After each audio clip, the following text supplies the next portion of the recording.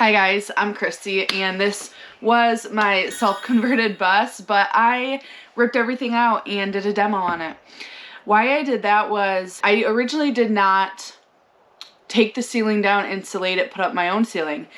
As you can see, there's one now, which is what this video is going to be about, but I didn't do that originally. And then I also was recently going to build a new couch, and then it just spiraled from there. Pretty much then I noticed how bad my floor was doing with it separating. So I just decided to rip everything out and redo it. But my first thing of order was to do the ceiling. Instead of this video being just showing you guys how I did it, there's already a bunch of YouTube videos about that, and those are the videos I used and my friend's advice to do my ceiling. So I just kind of want to go over the things that I was always looking for in all those videos, and they weren't always talked about. So first, let's talk about framing.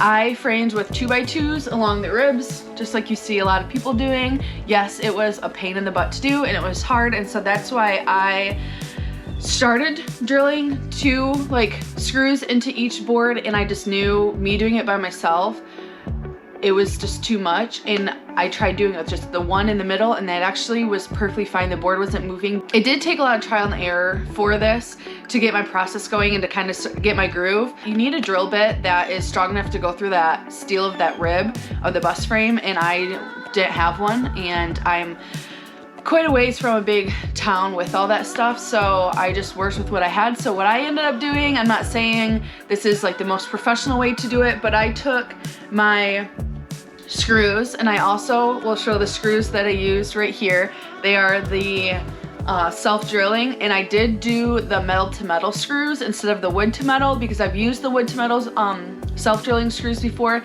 I just don't love them. They also have that Phillips head, and I liked having that hex head because it allowed me to not strip my screws all the time. So I had 2 drill bits going.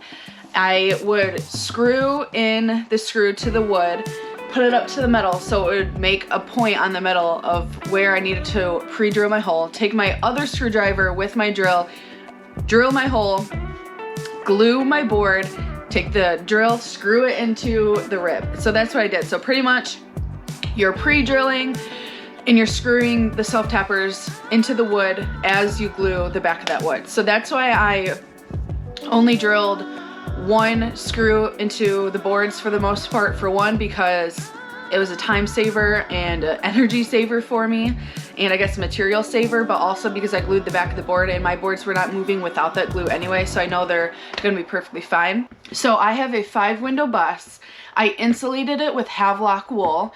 It took me probably about 100 square feet of Havelock wool, but I also bought mine already opened from someone off Facebook Marketplace. They said there was about 170 square feet, and I probably have, honestly, I guess I probably have about 50 square feet left, so maybe I did use over 100 square feet, but I feel like you could get away with 100 square feet. I also doubled up in some areas, and I'm using it for other areas in the bus. I also used what everyone is using nowadays, which is that tongue and groove 1/4 inch cedar ceiling, and I was looking for other options because I felt like that's what a lot of people were doing, and I wanted to do something a little bit different. But in the buses that I really liked, this is what they were using, and I just found it to be the best option because it is thin and it is a little bit more pliable, and it's cedar. And so I was actually looking for a shiplap that was just wood grain, and that wasn't pine, and that wasn't too thick, and I just really struggled finding that. I found a few that I liked, but they weren't exactly the look and the aesthetic I was going for. And with me putting in so much work and time redoing my perfectly fine finished bus already, I felt like I needed to just go with something that I really did like. And after seeing my friend Jaylena and Isaac's bus in person, they used the tongue and groove cedar, and they also treated it, and I really like that look, so that's why I went with this. Speaking of treating the wood, that's another reason why I am demoing my bus, because in the beginning I just didn't know and I was pretty much impatient, but I'm going to be treating my wood better and protecting it. And so with my cedar, I did use Danish oil, and I treated the wood before I put it on the ceiling Some people oil it up once the ceiling's up, but I knew me doing this all by myself, that's probably the last thing I'd want to do is have my arms in the air the rest of the time. So I laid out my boards, polished them down, and I let them dry for just a couple hours. They did dry pretty quick, and I mean, I did kind of give them a good wipe just to get the excess oil off, but that worked pretty good. My hands weren't super greasy when I was working with it. I did use like 9 to 10 packs of cedar, and I feel like that was with me breaking a couple pieces and like having a few measurements wrong. I would say safely I opened up 10 packs. I didn't fully use the 10 packs, I have some extra, but I did need to buy 10 packs for that. There are a few areas where I had to put a shim under the boards because of the way my frames were up there. The two cedar boards would not completely match, and there are some spots that are like that, but it is what it is, and I'm just happy I did this and got it done, and I did it all by myself, so I'm just happy I have what I have. It is one of those things where like when I look at my ceiling, that's what I notice, but it's also a moving vehicle, things are gonna be shifting, so I didn't stress about it too much.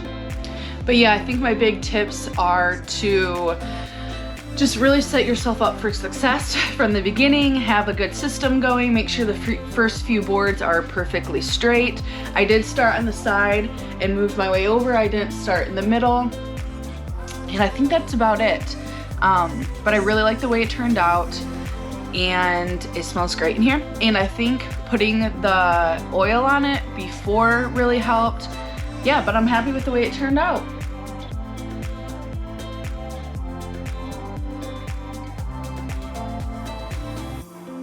Also, if you have seen any of my videos before, you know that I have a hammock, and I was not going to get rid of that hammock. What I've previously done with my hammock was I screwed it right into where the screws already were into my rib, and I wanted to do the same thing. So as I was putting up the board, I made sure I pre-drilled and kind of kept that spot, and I used the same self-tappers to get it in there, and it is super strong because this is going into the frame. And when I shared this on Facebook last year, because I didn't have my ceiling ripped out, and all the videos I was finding that showed people how to do a hammock in their ceiling, in their skoolie, their ceiling was already ripped out, so they knew they could like bolt through it and everything, and I wasn't in that position. So I did get a lot of hate saying that this wasn't going to be safe and it's not the right way to do it. Well, it lasted a year and it was amazing, and that was with just the screws that came originally in the ceiling. So now that I have the self-tappers, it's more strong, and I don't think I'll be having any issues with it. But thank you guys for watching this video. I didn't want it to be a video where you're just watching me put up the ceiling, because there's a million of those out there. I just thought it would be more helpful to answer some of those questions that I knew I had, that I kind of struggled to find the answers to, or I had to like search all through the videos. So if you have any more questions on how I did my ceiling, leave a comment below. I'm just here to say that it is not easy, but I did it all by myself. I had zero help, and I'm saying that to let you know that you can do it too. And if you're just starting your build, I do think it's really worth it to rip out your ceiling and just kind of check it out and re-insulate, because the insulation I had up there was terrible. And I think the Havelock wool is going to be really helpful. All right, bye guys.